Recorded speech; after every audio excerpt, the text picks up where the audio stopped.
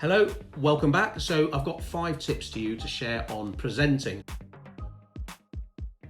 Public speaking, we do a lot of that, Joel and I. One of the things we have to do as a business owner, I hated it at first, very pressured, but to be honest, I knew I had to do it to help my business, and public speaking is of course a great way of showing people you know your area of expertise.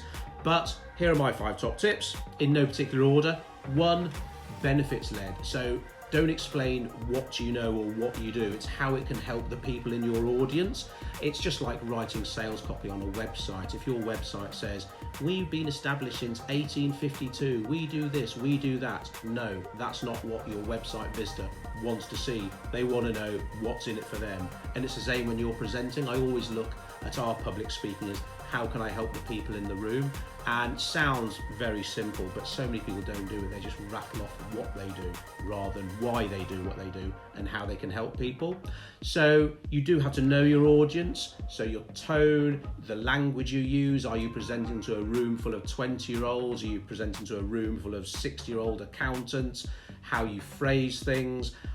Some people think differently, they will be themselves, whatever, so they're maybe a loud and sweary person and they will be loud and sweary no matter who they're presenting to. But I would say I pitch myself according to who's in the audience. Number 2, index cards. A lot of people, they try and memorize whatever they're trying to say. Index cards I've always found work very well for me. I write bullet points on one side of them and I'll also write the number in the top left. So index card number 1, index card number 2. So if you were to drop them, anything like that, you can quickly put them back in the right order, so nothing's lost on that front. That can work really well. Sometimes I find if you write things word for word, that might give you that security, that peace of mind. But once you're in the flow, you're 10 minutes in, and you can actually get quite robotic and monotonous. So index cards, bullet points, they work for me, they work for a lot of the people, the public speakers I look up to, so you might want to consider that. Number 3, no death by PowerPoint. Oh, that's so important. The fewer the slides, the better. Your slides are there to back up what you're saying. You want people to be looking at you. And in fact, I know a lot of public speakers who have got the twirly moustaches, the full-on beards, and it's not because they like being hairy, it's because it naturally attracts people to look at their face. You could have a power cut and your PowerPoint goes off. That should be fine. It's almost like a crutch.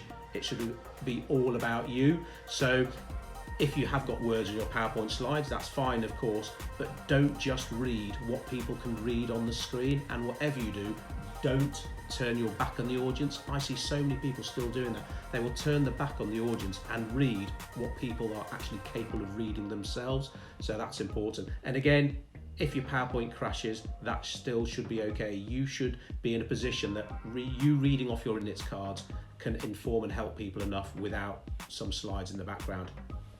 Number 4, nerves, alluded to that already. Unless you're uber confident, you might have a case of stage fright. So naturally, preparation is key, going over your notes, making sure that you know exactly what your timings are. That's very important. So if you've got a half-hour slot, you've got your timings worked out.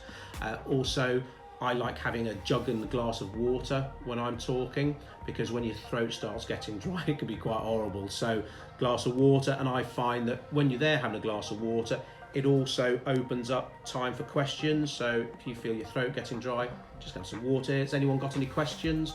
And that fills out the time nicely and breaks things up a lot as well. And slow down. I'm aware already I'm talking quite quickly, and if you can slow yourself down and enunciate clearly, you might think you're talking super slowly, but you won't be. And that is also a good way of calming down your nerves. Make eye contact with people. So when you see people who are smiling and nodding, maybe it's your mum in the audience, that's good from a confidence point of view. And if there is someone who's there texting on their phone or looking bored or looking, fast asleep, just don't look at them. Pick out a few positive looking people in the audience and focus on them.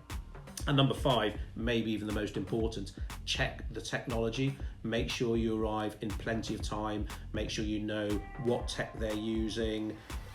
Say, for example, if you're bringing your own laptop and you've got maybe an Apple laptop, Is there a lead that can connect to an Apple device rather than a Windows device? And to be honest, for the sake of a few quid, it's better buying your leads yourself. That's very important. And projectors can be funny buggers as well. So some of them take about 15 minutes to warm up. So certainly don't turn up 5 minutes before. You want to be there in plenty of time, testing everything. And to be honest, even testing the temperature of the room. I went to a football club to do a presentation, and it was like walking into my mum's house. It was about 30 degrees in this room. So I whacked the aircon on and got the temperature down, because especially once you start talking, the lights are on and there's a bit of nerves, you automatically warm up anyway, because you have to be super comfortable when you're presenting, so then you can really do a good job yourself and hopefully stay in people's minds. And of course, if they want help with whatever it is you do, they'll think, oh yeah, that guy, that girl, they were really interesting, yeah, I'll give them my money. So 5 top tips for you. I would say quick top tips, and I've been talking for Emily's looking a bit bored now, so 6 minutes, that's not too bad. I'll see you soon for another edition of Marketing Cracked.